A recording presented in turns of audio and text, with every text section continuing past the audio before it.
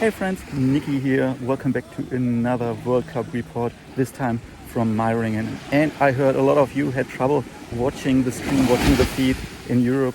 I didn't have any of those problems because I'm here in Thailand at the beach.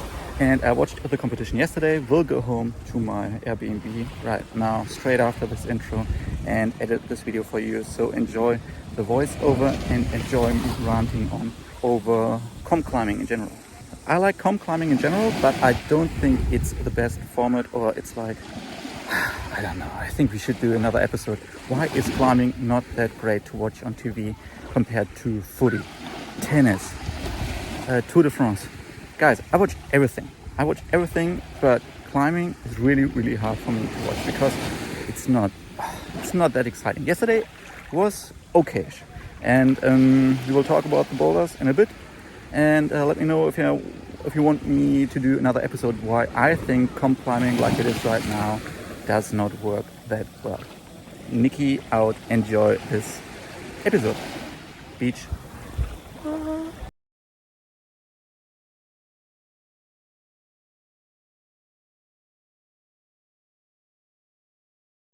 Okay, apparently there were different problems with Discovery and Eurosport in Europe, different commentators, some qualified, some not, so I'll go over it again with our finalists. We had Futaba Ito, Andrea Kümin, Stasa Gejo, Oriane Bertone, Natalia Grossman, and Janja Garnbret, of course. And all of them have been to Bouldering World Cup or World Championship finals as far as I'm concerned. All of them quite experienced climbers, all more or less at the same height except Stasa, who is 10 centimeters taller than the rest. And as mentioned before, if we want to talk about the IFSC stuff, or if you want me to talk about the IFSC stuff and the pictures they showed in the qualification, let me know, because we can do another video.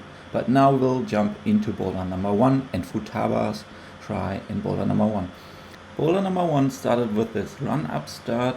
It wasn't a slab, it was on the left side of the slab, and it was pretty time consuming, which means people didn't have many tries. I'll start move by move. So first we have the run up move, then followed by a traverse, and then only by the last section. Andrea Kümin, a local Swiss starter, knew immediately that she has to use the right side of the wall. Maybe they did similar stuff in their training camps. Oriane Bertone also used the right side of the wall. Natalia Grossman was more or less a little bit confused, needed more tries. Once she discovered the right side of the wall, she sent the first move, which took her more than a minute, time consuming, as mentioned before. After the start, which took already a few tries, the traverse to the left came. And there is a small screw on. Yes, Futaba has it with her left hand, and then the move around this volume was the next crux move. It seemed already like they were setting for the combined finals, where they have to set 3 zones in the next event. The normal bouldering circuit World Cups will still have only 2 zones and 1 top, and this one just 1 zone. Okay, now Futaba made it around the volume, keeping her right foot below the fiberglass, the flat-hold fiberglass, and she entered the stemming corner dungeon position situation. I really like this because you were forced to execute that really slowly, to go slow around this volume. As you can see here, Andrea had her right foot as a toe hook below the plywood volume, and I thought this would be the case why she didn't send it. Stasa didn't fit into the position that well, so she climbed down and tried to move over from this position, and around the volume didn't work either. Maybe she didn't fit that good into the box because she's a little bit taller, while Natalia was just sitting on the volume and then moving slowly to the left. The really difficult part is what to do with your right foot so your body doesn't spin. You have to lead the movement with your left hand, right foot dragging below the volume so your hip doesn't start to spin. As I mentioned before, Andrea had her right foot as a toe below the plywood volume, and this was also possible. It was more important to lead and push with your left hand until your hip was on the left side of the volume, and then let go and go into the push, like Janja here. Futaba made it through, and I think this is her first try in this upper section. As mentioned before, time consuming. Run, start, traverse to the left, costs a lot of time, demands a lot of movements, and then you had to find the right position to execute the last move and to launch for the top hold, the finish hold. And Futaba was struggling a little bit what to do with her right hand, because you couldn't really pull on it. She also couldn't use it like this to get her right foot higher or her left foot in a stable position.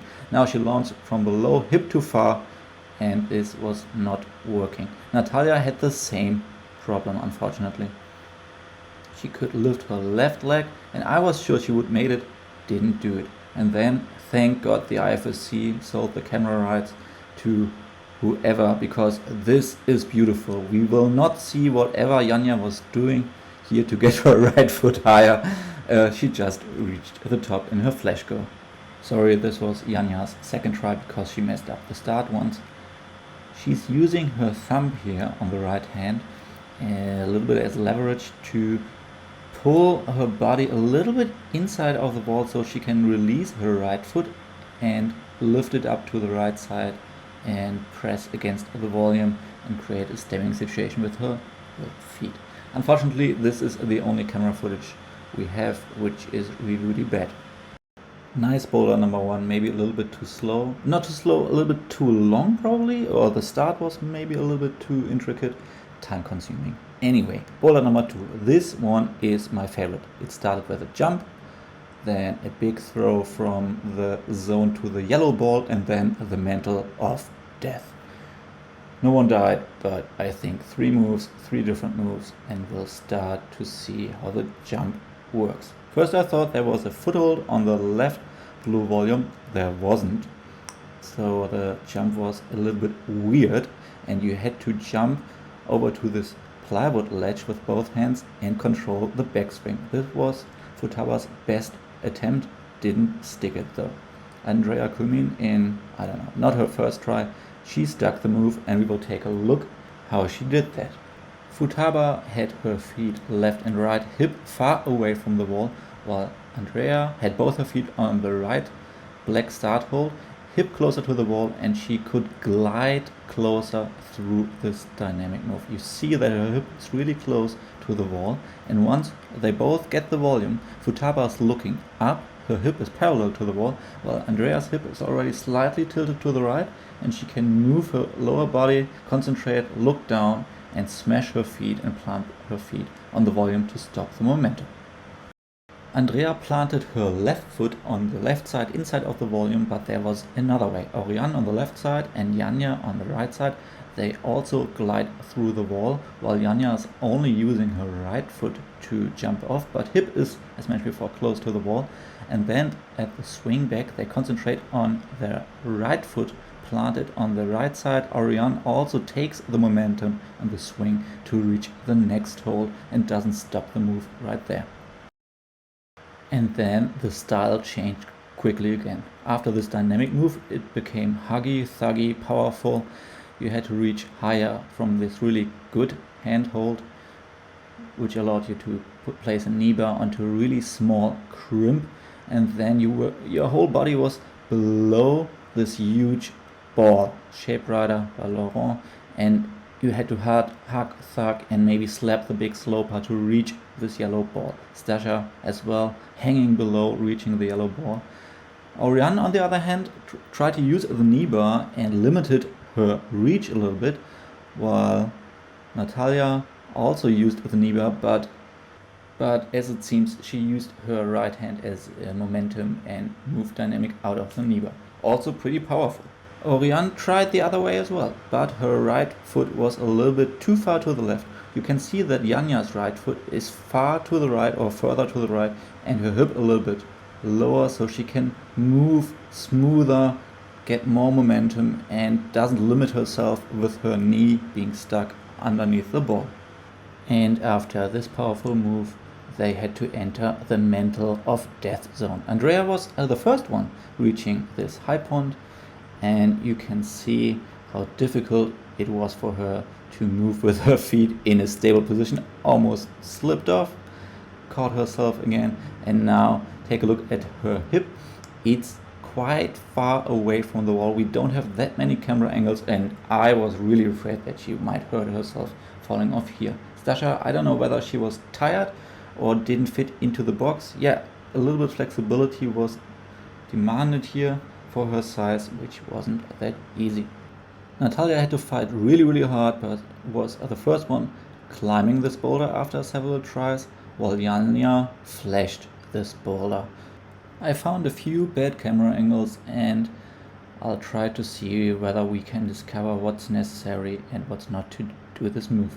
Once you're over on the right, you have all your weight on your right foot, a lot of pressure, and you try to move and flip your right hand around into a pushing position. Then more pressure onto your right foot. Your left hand can guide you higher and you closer with your hip and your shoulder to the wall. You were able to move, once you had the decent height, move your left foot higher, again push and pull, hip close to the wall, and go into the finish hold. Bad angles, I know, but on the right side we can see Andrea's hip being further away from the wall, no control over her left hand, and we can see that her body opens up and she just rotates off the wall and falls. Coming to boulder number 3, which started on slab, went into this dihedral corner, which had some different cool options, and then straightforward top flag move. So let's get into it. Futaba again, first starter, already on the slab. As you can see, the right foothold Futaba was standing on was blocked from the top and from the left. It was also dual tech, so you were not supposed to match feet on it. Futaba didn't really care, but it was really difficult, and you were also able to do two different other ways to solve this move. Anyway, Futaba matched her feet and kind of landed in the corner on this huge fiberglass volume. Unfortunately, she fell here going into the overhanging wall on her first try.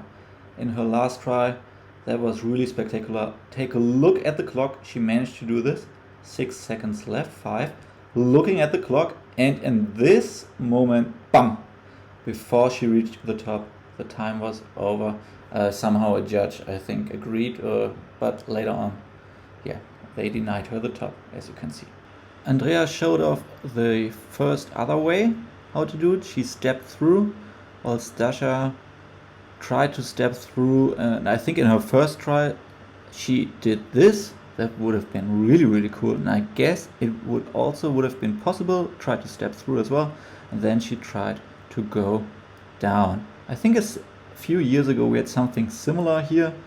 Natalia made it possible. She did it. She stamped down. You still had to match feet, and we will try to take a look why she did it and Stasa not.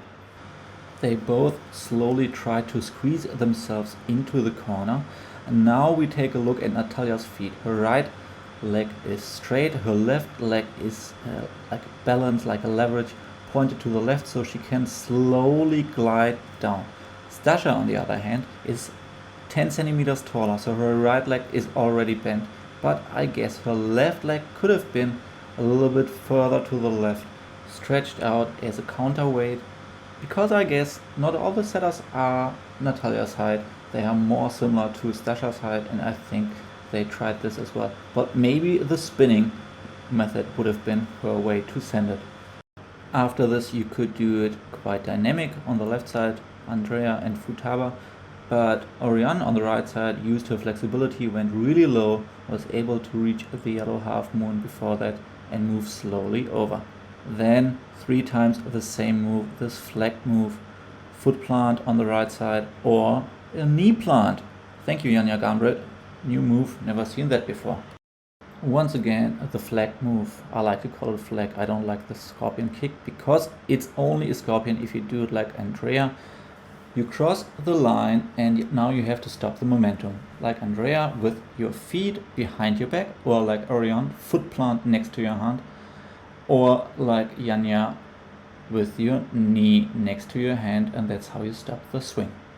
Stopping the swing, using the swing. In boulder number 4, you had to use the swing two huge round flat hole slopers, and of those two you had to do a swingling to the right and inwards to the wall. On the left side there is a jib attached for Futaba's left thumb to steer and just guide the direction and do the swingling a little bit easier. We can see that she has problems reaching and creating momentum far enough to the right and inside of the wall. She was stomping the volume, didn't get it right. Andrea also had some problems matching and reaching the handhold without dying. Stasa tried it from the right sloper, only got the handhold, was really close. Oriane tried to match, slipped away, was not able to send it.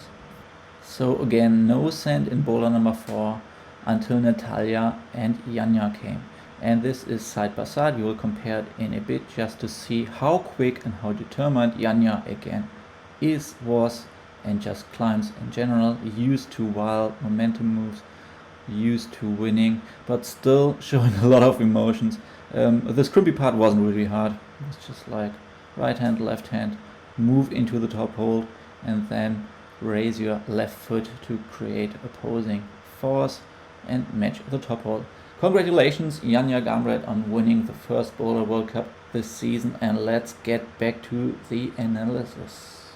Okay, a swingling. Usually you want to use the swing, the momentum, as a help to carry your body, yourself to the next position, hold, whatever. In this case, you swing from the left to the right, but also from further outside, inside. So the trajectory is right ways inside. While Futaba's left foot is still on this little jib, she cannot create a lot of momentum and space and swing. And it's also further inside, so she jumps a little bit further outside, doesn't have the momentum to carry herself to the right as Janja does, and falls off the wall. And now in our next example comparison, we can compare the momentum and the swing from Natalia versus Janja. Swingling, we had it before, rightwards and inwards, inside as well. And the easiest way to create swing and momentum is with straight stretched arms. Janja proves me wrong, but on the other hand, she's swinging with bent arms, but in the perfect timing she stretches her arms, while Natalia swings always with straight arms. Here in this moment she can even create more momentum because she kicks with her right foot on the wall. Then on the swing back, on the highest furthest point with the legs, the body swings inwards and right side again, and they are able to match their hands and glide through. They use the momentum, take the backward swing at the highest point, they match hands, concentrate, look down and look inwards again, and just glide and fly through. You can see that Natalia is planting her left foot, so she has a lot of momentum, a little bit more speed than Janja. While Janja has some speed, maybe she has more speed.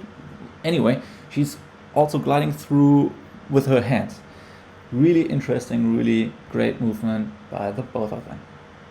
I hope you liked this report, and as mentioned before, I'm sorry, I'm on vacation here at the beach. I don't have my editing gear and microphone with me, so please forgive me.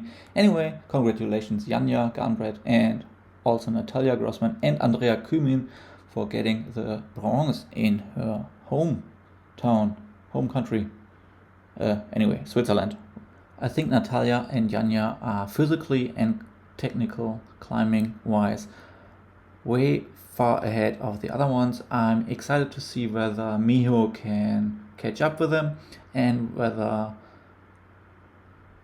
Brooke is motivated as well. Maybe she's still tired after the Olympic Games. Maybe it's difficult if your best friend suddenly is really, not suddenly, but after a long time is also really great and even better than you.